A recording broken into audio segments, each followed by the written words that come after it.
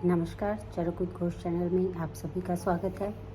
अब हम इंद्रियो क्रमणीय अध्याय के 7वें श्लोक से 7वें गद्य से प्रारंभ करेंगे, जो कि हमने पिछली बार वहीं पर छोड़ा था कि मनः पुरस्सराणि इंद्रियाणि अर्थग्रहण समर्थानि भवन्ति। यानी कि जितनी भी ये जो हमारी ज्ञान इंद्रियां हैं, ये मनः पुरस्सराणि, मन को पूर्व में रख के, अर्थात जो इंद्रियां हैं वो बिना मन की सहायता के अपने अर्थ को ग्रहण नहीं कर पाती हैं। तो मन को सामने रख के, अर्थात मन जब तक इंद्रियों के साथ है तभी तक इंद्रियां जो हैं वो अपने विषय को ग्रहण कर सकती हैं, अन्यथा नहीं। तो इसके बाद में जो है इंद्रियों के विषय में 5 चीज़ें बताई गई, जिसको इंद्रिय पंचक कहा गया, जिसमें कि था कि पहले तो इंद्रियां हैं 5, तत्र चक्षु श्रोत्रम घ्राणम रसनम स्पर्शनम की पंच इंद्रियाणि। ये सब समझते हैं कि 5 इंद्रियां हैं, जिसमें चक्षु हैं, आँखें हैं, श्रोत्र हैं, कान हैं, घ्राण यानी नासिका है, रसना यानी जिह्वा है और स्पर्श है। ये 5 इंद्रियां हैं। और जो शुनोति अनेन इति श्रोत्रः, जिसके द्वारा सुना जाता है वो श्रोत्र कहलाता है। खैर, तो इसके बाद आते हैं पंच इंद्रियाणि। पंच इंद्रिय द्रव्याणि। अब 5 इंद्रियों के द्रव्य हैं खम वायु ज्योतिरापो भूरिति, अर्थात आकाश, वायु, अग्नि, जल और पृथ्वी। ये 5 इंद्रियों के द्रव्य हैं। अब ये हमें मालूम है कि ख जो है वो आकाश है और वो इंद्रिय कौन सी है हमारी? श्रोत्र इंद्रिय। वायु जो है वो क्या है? स्पर्श के लिए है, स्पर्शन इंद्रिय के लिए जो वायु है। और जो ज्योति है यानी कि अग्नि है, रूप चक्षुर इंद्रिय के लिए। आपो रसना रसन इंद्रिय के लिए। और भू जो है वो गंध का आश्रय, यानी गंध गुण को जो आश्रय देता है वो द्रव्य। तो ये जो 5 द्रव्य हैं ये बेसिकली उन 5 गुणों को अपने आश्रय देते हैं क्रमशः, रिस्पेक्टिवली। तो इसके बाद आता है पंच इंद्रिय अधिष्ठानी। अधिष्ठानानि कौन से हैं? अधिष्ठानानि अर्थात अक्षिणी आँखें, कर्णौ नासिका, जिह्वा, त्वक्च इति। और फिर है पंच इंद्रिय अर्थः, यानी कि शब्द, स्पर्श, रूप, रस, गंध। अर्थ का जो शब्द है उसका कई अर्थों में प्रयोग किया जाता है। जैसे एक तो अर्थ होता है मीनिंग में कि क्या मतलब निकला, उसका क्या हुआ। दूसरा होता है धन धान्य आदि के लिए। तीसरा होता है प्रयोजन के लिए भी अर्थ का प्रयोग होता है। और जो इंद्रियों के या मन के विषय हैं उन विषयों के लिए भी अर्थ शब्द का प्रयोग किया जाता है। तो यहाँ पे पंचेंद्रिय अर्थः, ये जो हमारी 5 ज्ञानेंद्रियाँ हैं उनके अर्थों के विषय में, यानी कि शब्द, स्पर्श, रूप, रस और गंध, ये 5 आते हैं। फिर आती है पंचेंद्रिय बुद्धियाँ। पंचेंद्रिय बुद्धियाँ क्या है? चक्षु बुद्धि। तो चक्षुर बुद्धि आदि कहा, यानी कि चक्षु बुद्धि, श्रोत्र बुद्धि, घ्राण बुद्धि, इस तरह से रसना बुद्धि। ये सब क्या है कि आप देखते हैं ना, जैसे अब ऑप्टिक नर्व है तो वो विजुअल सेंटर में जाकर, ब्रेन के विजुअल सेंटर में जाकर इंटरप्रिटेशन होती है और फिर हमें पता चलता है ये क्या देखा हमने। इसी तरह से ऑडिटरी सेंटर है। तो ये सारे सेंटर्स जैसे ब्रेन में हमें बताए गए हैं, उसी तरीके से आयुर्वेद में बताया गया है कि ये 5 बुद्धियाँ होती हैं। इनसे चक्षु बुद्धि और चक्षु आदि जो बुद्धियाँ होती हैं, इनका जो घ्राण बुद्धि है ना, तो रसना बुद्धि, ये सब जो है उस विशिष्ट इंद्रिय से जुड़ी हुई बुद्धियाँ हैं। ता पुनः इंद्रियार्थ सत्व आत्मसन्निकर्षजाः क्षणिका निश्चयात्मिकाश्च इत्येतत् पंचकम। यहाँ पर उन्होंने बोला कि ये इंद्रियां और इंद्रियार्थ, इंद्रियार्थ, सत्व और मन और आत्मा, सत्व आत्मा, ये सब की सब इंद्रियां जो है, जो ये बुद्धि कैसे प्राप्त होगी, यानी कि ये बुद्धि, ये जो 5 बुद्धियां हैं वो किस प्रकार से प्राप्त होंगी, उसके क्या क्या कंपोनेंट्स होंगे, क्या क्या फैक्टर्स होंगे जिनका वहाँ पे होना ज़रूरी है।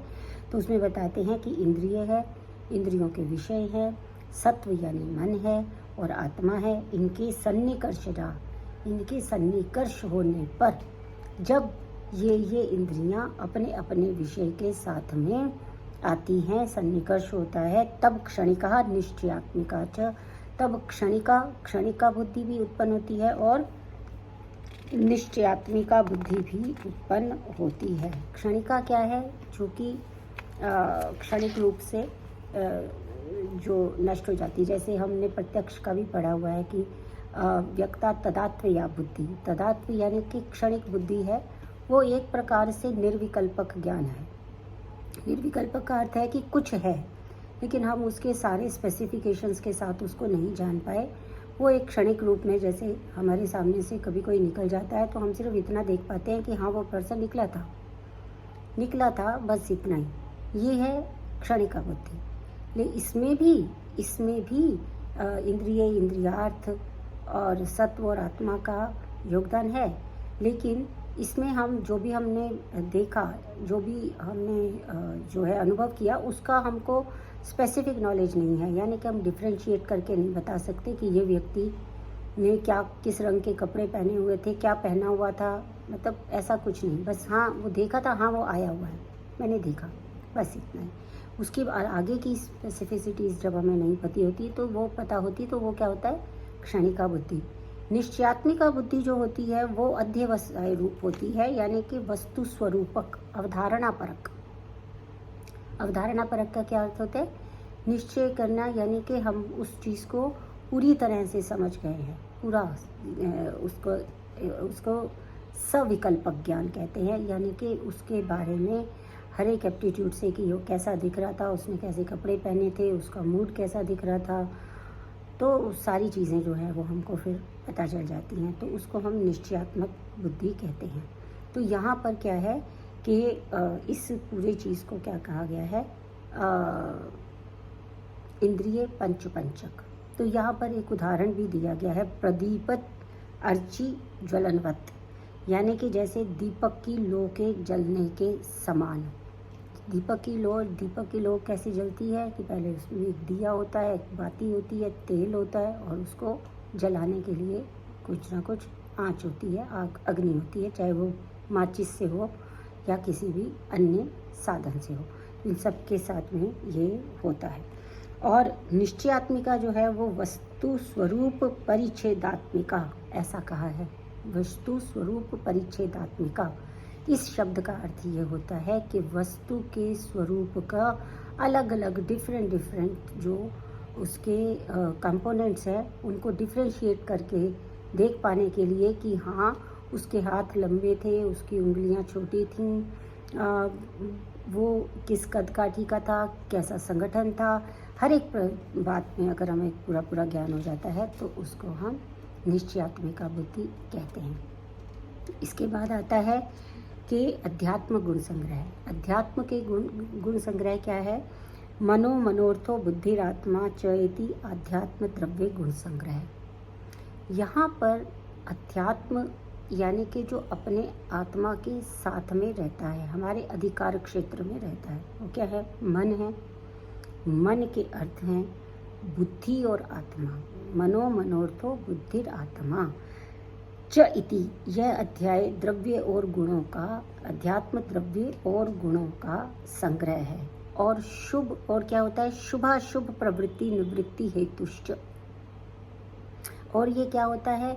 ये शुभ होगा या अशुभ होगा, उसमें अगर हम किस चीज़ के प्रति प्रवृत्त होंगे, क्या करने के लिए हम आगे बढ़ेंगे और किन चीज़ों से हम अपने आप को दूर करेंगे, वो जो है वो बताया जाता है।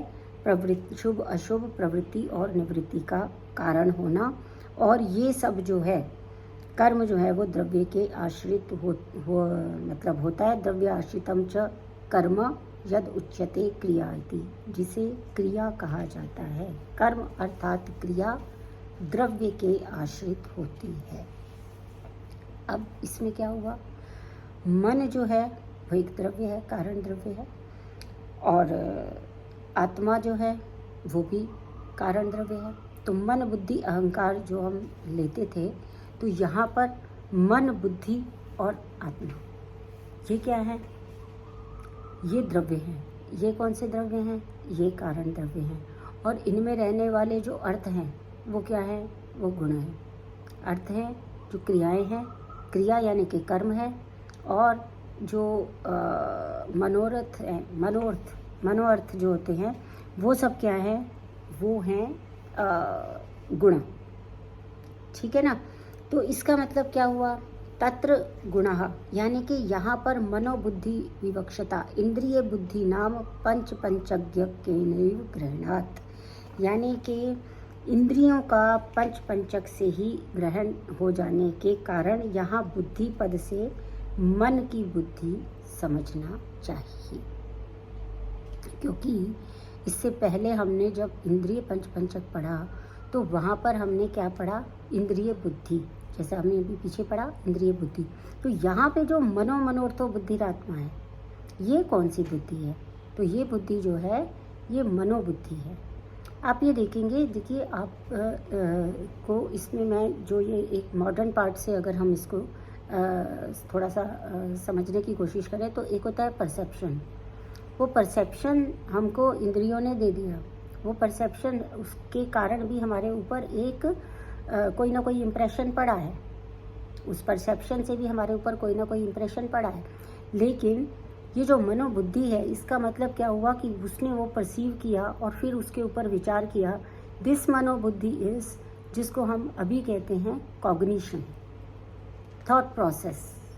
ठीक है, कॉग्निशन, हमने क्या उसको कॉग्नाइज किया, उसको किस रूप में जो है हम बोलते हैं ना रिकॉग्नाइज, यानी कि उसको पहचाना, दोबारा से पहचाना। तो यहाँ पर क्या हुआ कि परसेप्शन तो हो गया, वो कॉग्निशन वो हमने परसीव कर लिया और उसके बाद उसके ऊपर हमने एक कॉग्निशन किया, थिंकिंग प्रोसेस थी। तो यहाँ पे जो मन, ये जो बुद्धि है उसका मतलब है मनोबुद्धि। और इसके बाद जो गुण का तात्पर्य यहाँ पर क्या है? गुण संग्रह, अध्यात्म द्रव्य गुण संग्रह। तो यहाँ पर जो गुण का तात्पर्य है वो रूप आदि बुद्धियाँ हैं और शेष जो हैं वो द्रव्य हैं। ठीक है, यहाँ पर जो गुण आए हैं ना, च इति अध्यात्म द्रव्य गुण संग्रह, तो ये यहाँ पे जो गुण आया है वो गुण क्या है? वो रूप आदि बुद्धियाँ जो हैं उनको गुण के रूप में लिया है। ठीक है, तो इसको ये समझना है कि मनोर्थो, मन जो है और सत्व जो है और आत्मा, ये तो है द्रव्य। इसके अलावा जो बुद्धि है, वो बुद्धि कौन सी है? वो मनोबुद्धि है। और जो गुण है वो क्या है? जो 5 इंद्रियों के अर्थ हैं, वो ही 5 इंद्रियों की जो बुद्धियाँ हैं वही यहाँ पर गुण कहे गए हैं। इस तरह से ये द्रव्य और गुण का संग्रह यहाँ पर कहा गया है। और इसमें क्या होता है कि जिस प्रकार से जैसा मन होता है, वो जिस प्रकार से प्रवृत्त होता है, तो हमें मन करता है तो हम प्रवृत्त होते हैं। यदि सात्विक मन है तो वो सात्विक भावों के प्रति आकृष्ट होगा, हम उसके प्रति प्रवृत्त होंगे। यदि राजसिक भाव है तो राजसिक भावों के प्रति प्रवृत्त होगा और हम उस प्रकार की प्रवृत्ति रखेंगे और दूसरों के आगे कोई भी मतलब इस प्रकार के कार्य नहीं करेंगे कि जिसमें कि हम मतलब हम शांत भाव से नहीं रहेंगे। हमारी प्रवृत्ति कहाँ होगी? लड़ने में, झगड़ने में, ईर्ष्या में, बहुत अपनी आत्मस्तुति करने में इस प्रकार से होगा। तो हमारी प्रवृत्ति जो है राग की तरफ होगी और तम में जो है वो द्वेष की तरफ, यानी कि किसी की तरफ प्रवृत्ति नहीं हो रही है, नेगेटिविटी की तरफ जा रहे हैं, डिप्रेशन की तरफ जा रहे हैं, ये सब है। तो ये सब जो द्रव्य है, ये जो अध्यात्म द्रव्य है, क्योंकि यहाँ पर क्या है, देखिए कि बाहर जो हो रहा है वो तो हमारे लोकस ऑफ कंट्रोल से बाहर है, एक्सटर्नली कंट्रोल हो रहा है। अब कोई हमारे सामने से गुजरे कि ना गुजरे ये मेरी मर्जी से थोड़ी ना होगा, या कोई मुझे अच्छा कहे या बुरा कहे ये मेरी मर्जी से तो नहीं होगा, ये तो उसी की मर्जी चलेगी जो मुझे अच्छा या बुरा कह रहा। तो अगर मैं उसके अच्छे या बुरे कहने से मैं प्रभावित हो रही हूँ तो इसका अर्थ क्या हुआ कि मैं अच्छे और बुरे से प्रभावित हो रही हूँ, तो ये मेरा अपना इंटरनल कंट्रोल इसका मतलब वीक है। अगर मेरा इंटरनल कंट्रोल सही होगा तो मैं जो एक्सटर्नल चीज़ें होंगी उससे कभी भी प्रभावित नहीं होंगी। तो इसको अध्यात्म द्रव्य गुण संग्रह इसीलिए कहा है, प्रवृत्ति और निवृत्ति का हेतु इसीलिए कहा है क्योंकि जब हम कॉग्निशन करते हैं, जब हम थिंकिंग की एक पूरी प्रोसेस को देखते हैं, तो उस प्रोसेस में हमें ये पता चल जाता है कि हमें इस तरफ जो है वो प्रवृत्त होना है और इस दूसरी तरफ जो है वो हमको प्रवृत्त नहीं होना है। तो प्रवृत्ति और निवृत्ति का हेतु है, क्या है हेतु, कि मानसिक रूप से हम जिन अर्थों को पहले परसीव कर चुके हैं उसके ऊपर हम क्या कॉग्निशन लेते हैं। अगर हम उसको पॉजिटिवली ग्रहण करते हैं तो हमारी उस कार्य को करने के प्रति प्रवृत्ति होगी। अगर हम उसी की नेगेटिविटी को परसीव कर रहे हैं तो हमारी कार्य के प्रति निवृत्ति हो जाएगी। हम उसको जो है वो उस कार्य को करने में कोई भी रुचि नहीं रखेंगे। तो ये अध्यात्म से इसलिए भी कि ये अधिकरण आत्मा के अंदर है। अब जितना ही कोई आध्यात्मिक होता है, अर्थात जो अपना इंटरनल कंट्रोल को स्ट्रॉन्ग करता रहता है, यानी मेरे ऊपर जितना ही बाहरी चीज़ों का प्रभाव नहीं पड़ेगा उतना ही मैं अधिक अपने कार्य को अपने अकॉर्डिंगली कर पाऊँगी। ठीक है ना। तो यहाँ पर ये बता रहे हैं और इसके विषय में आगे चल के हम जो है वो जब शारीर स्थान पढ़ेंगे तो इसमें विषय में और अधिक हम इसमें डिटेल में बात करेंगे। फिलहाल यहाँ पर हमें इतना ही समझना है सूत्र स्थान में। इसके बाद क्या होता है कि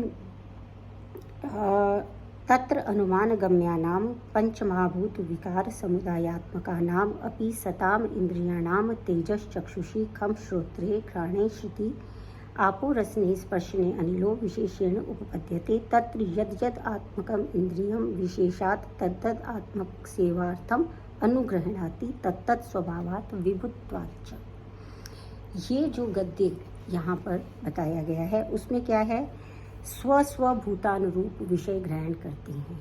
इंद्रियेण इंद्रियार्थम ही स्वम स्वम गृह्णाति मानवः, ऐसा सुश्रुत में भी वर्णन आया है और ऐसा ही वर्णन यहाँ चरक में वो कर रहे हैं।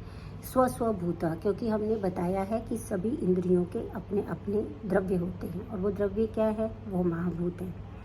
तो वो अपने अपना जो महाभूत है यानी कि जो आकाश महाभूत है उसी से जो है शब्द का ग्रहण होगा और अकॉर्डिंगली होगा। वायु से स्पर्श का ग्रहण होगा, अग्नि से रूप का ग्रहण होगा। तो इस तरह से स्वम स्वम तत्र अनुमान गम्यानाम पंच महाभूत विकार समुदायात्मका नाम अपि, यानी कि इंद्रियों के अनुमान द्वारा, जो हमने बताया कि जैसे प्रत्यक्ष है तो जिन इंद्रियों से हम प्रत्यक्ष करते हैं वो इंद्रियां स्वयं भी अनुमान गम्य ही होती हैं। तो अनुमान के द्वारा ये है कि अनुमान गम्य इंद्रियों के योग्य होने पर पंच महाभूतों के समुदायात्मक होने पर भी, क्योंकि हमें मालूम है जितने भी कार्य द्रव्य हैं वो सारे के सारे क्या है, पंच महाभूतात्मक है। उसमें कोई भी द्रव्य ऐसा नहीं है कि जिसमें 4 भूत रह जाएं, 3 भूत रह जाए या 6 भूत हो जाएं, ऐसा नहीं। 5 भूत हैं, 5 महाभूत हैं और हमेशा वही रहते हैं। तो 5 महाभूत हैं। तो इसमें क्या है, पंच महाभूत विकार समुदायात्मका नाम अपि, यानी जितने भी विषय हम देख रहे हैं यहाँ पे कार्य दृष्टि में वो सब पंच महाभूतात्मक हैं, उनका ही समुदाय है। तथापि जो इंद्रिय है वो अपने अपने भूत के अनुसार ही विषय को ग्रहण करती है। तो इसमें क्या हुआ है, जैसे कि तेजस चक्षुषी, जैसे कि चक्षु में तेज, खम श्रोत्र है, श्रोत्र में आकाश, घ्राणे क्षिति और नासा में जो है वो घ्राण में जो है वो पृथ्वी, आपो रसने, ठीक है ना, रसना में जो है वो जल महाभूत और स्पर्श में अनिल और स्पर्श में अनिल महाभूत या वायु महाभूत। तो इसमें क्या होता है कि इसमें भी बहुलता की बात होती है कि जो महाभूत, जैसे पंच महाभूत हैं तो उसमें से जो महाभूत सबसे ज़्यादा प्रबल होगा उसमें, तो उसी द्रव्य को हम उसी नाम से जाना जाएगा। जैसे पार्थिव कहेंगे, जलीय कहेंगे या वायव्य कहेंगे, वो किसके अनुसार कहेंगे, उस महाभूत की वहाँ पर बहुलता होगी, आधिक्य होगा, उसके अकॉर्डिंगली कहेंगे। हालांकि सारे के सारे कार्य द्रव्य जो कुछ भी सृष्टि हमको दिखाई दे रही है वो सब की सब पंच महाभूतात्मक है। फिर भी या तथापि उसमें जो नाम हम देते हैं वो बहुलता के अनुसार देते हैं। ये हमारा जो है आयुर्वेद का सिद्धांत है।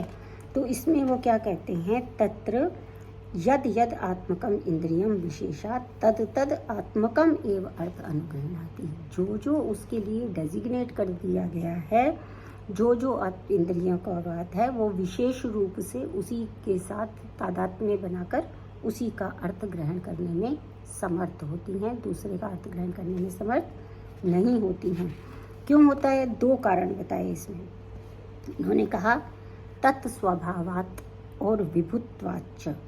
तत्स्वभावात् का मतलब है कि जैसे ग्राह्य रूप आदि का जो स्वभाव है वो तेजस सत्व आदि हैं। इसका मतलब ये है कि चक्षु आदि भी समान जातीय जो तेजस आदि है उसके ग्रहण में समर्थ होते हैं, समान जाति को ही ग्रहण करने में समर्थ होते हैं। चक्षु तेजस है, ठीक है, रूप ही प्रकाशित होता है इसलिए।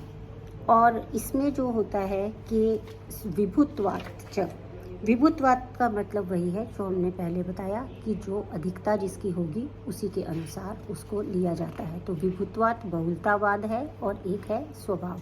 स्वभाव का भी हमारे पास कोई रीजनिंग हमारे पास नहीं होती स्वभाव की, वो है तो है, अचिंत्य होता है वो प्रभाव, इसीलिए इसको बोलते हैं। तो अब इसके बाद आते हैं हम जो नेक्स्ट वाले लेक्चर में, अब इनके अति योग आदि के जो प्रभाव है वो आगे चल के हम करेंगे। धन्यवाद।